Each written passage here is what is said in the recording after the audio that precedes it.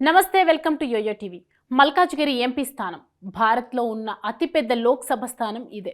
దీంతో ఈ ఎంపీ ఎన్నికల్లో హాట్ సీట్గా మారింది. ఈ నేపథ్యంలోనే గెలుపే లక్ష్యంగా కాంగ్రెస్, బీజేపీ, బీఆర్ఎస్ వ్యూహాలు రచిస్తున్నాయి. మల్కాజ్గిరిలో పొలిటికల్ ఈక్వేషన్స్ ఎలా ఉండబోతున్నాయి అనేది అందరికీ ఆసక్తికరంగా మారింది. ఈ క్రమంలోనే జన్ లోక్ పోల్ సర్వే 2024 ఆసక్తికర విషయాలు వెల్లడించింది.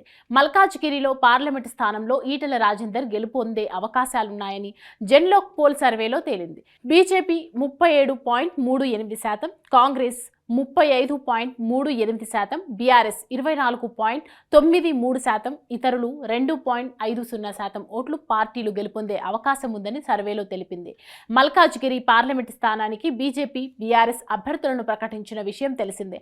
ఇప్పటికే ఎమ్మెల్సీగా ఉన్న సెంపీపూర్ రాజును మల్కాజ్గిరి నుంచి బీఆర్ఎస్ బరిలో దింపుతోంది.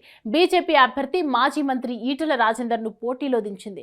కాంగ్రెస్ పార్టీ మాత్రం అభ్యర్థిని ఇంకా పెండింగ్లోనే పెట్టింది.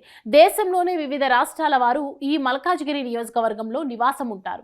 దీంతో ఇక్కడ ప్రధాని మోడీ చరిష్మా ఎక్కువగా ఉంటుందని చెప్తున్నారు. ఈటెల తెలంగాణలో సీనియర్ నాయకుడు. మరోవైపు ఈ మోడీ చరిష్మా ఈటెలకు ప్లస్ అవుతుందని, ఈ క్రమంలోనే విజయం వైపు దూసుకుపోతారనే టాక్ నడుస్తోంది.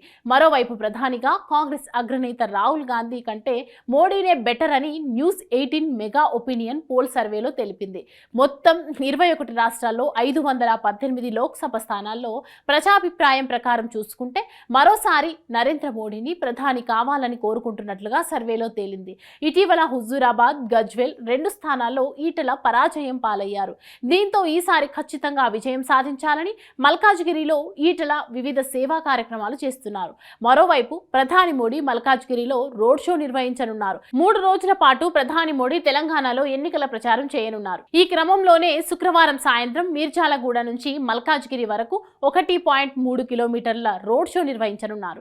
ఈ రోడ్ షోతో ఈటెలకు మరింత ప్లస్ అయ్యే అవకాశాలు కనిపిస్తున్నాయి.